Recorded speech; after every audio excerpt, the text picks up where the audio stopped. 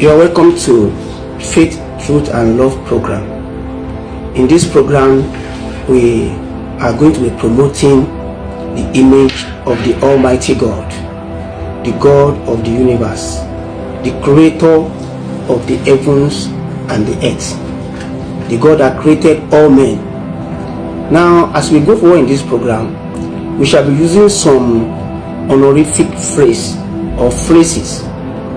The reason for this phrase is to give honor to the apostles, to the prophets of God, as we mention their name one after the other in the course of the program, because that is very important. Romans 13 verse 7 says, give honor to whom honor is due. It is very appropriate when you mention the name of a prophet or of a messenger of God whom God sent at a point in time, from Adam down to the prophets. It's good to give them that needed honor. Now, this program is a faith and worship based program. Men, in attempt to worship God, in attempt to seek God, there are many things men do. Now, today we've seen a lot of things that are going on in terms of faith. We have different associations, we have different organizations, we have different religion where men, through which men seek to worship the Almighty God. So this platform is coming to you as a platform for interaction about God, the creator of the heavens and the earth. And for this program, we shall be using different holy books. There are 4 different holy books, and I would like to explain them so that everybody will have understanding according to how it is documented. We have the Torah, we have the Gospel, we have the Psalm, and we have the Quran. Now, if I say Torah, many people don't understand. Now, the idea of Torah, the Gospel, the Psalm, is saying we have the Bible, because these 3 books I mentioned now are contained in the full Bible that is being used to worship God by the Christians. Then we have the Quran. Now, in the Bible, when you say Torah, when you say Gospel, when you say Psalm, then you look at other books that are under Torah, that are after the book of Torah. The book of Torah are first 5 books of Moses. That is to say, the Torah was given by God to Moses. We have the Genesis, we have the Exodus, we have the Leviticus, we have the Numbers, and we have the Deuteronomy. These are the book of Torah. This is the only book that is recognized and that is used by the Jews to worship God. The Jews use only Torah. If you bring gospel to the Jews, they will look at you as if, why are you bringing something that is alien to us?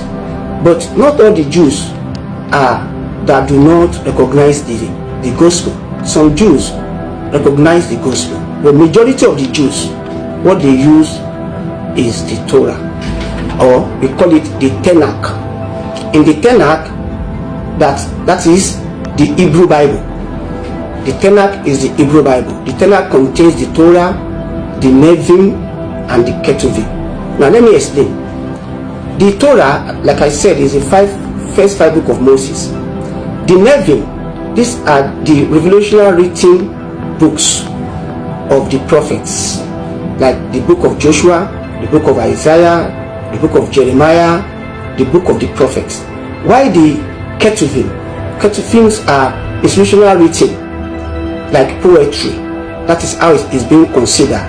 These are the book of Solomon, that is the book of Proverbs, written by Solomon, Psalm, written by David, Sons of Solomon, and Ecclesiastes, and so on. So, if you combine the Tanakh, which is the Hebrew Bible, and you combine it to the Gospel, which is the gospel given to Jesus, or we call it the gospel of Jesus. The gospel are 4 books: the Matthew, Mark, Luke, and John.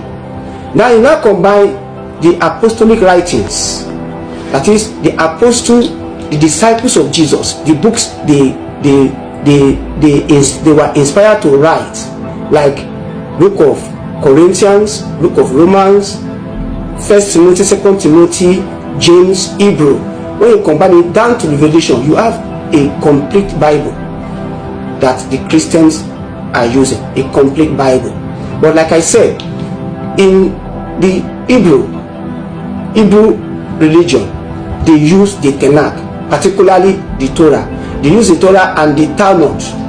The Talmud is an inspirational writing that explains the Torah, written by Moses. So that's what the Jews are using. And you believe with me that Africans are not Jews. We are not Jews. Nigerians are not Jews. Nigerians are Nigerians. Africans are Africans. The Jews are the Jews. Then the Jews are the people that the Bible or the Torah refer to as people of God. That does not mean in context of God creation, every man belongs to God. Like in Genesis chapter 2 verse 7, Bible says God formed man from the dust of the earth and breathed into his nostril the breath of life, and man became a living being. The same thing is written in Quran 32 verse 7, that God formed everything from the beginning and they are good, and God formed man from the clay.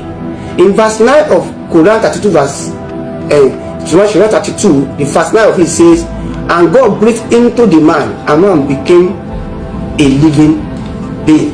Which means what Genesis 2:7 is telling us is the same to what Quran 32 verse 7 and verse 9 is saying, meaning they are the same in terms of thought flow, in terms of revelation.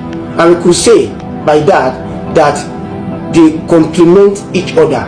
Or the book of Quran is confirming the Torah, is confirming the Psalm, is confirming the gospel.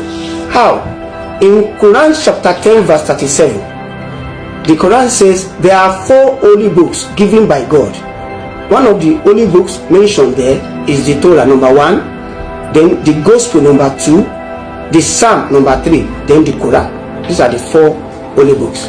So we shall continue from there in the next episode.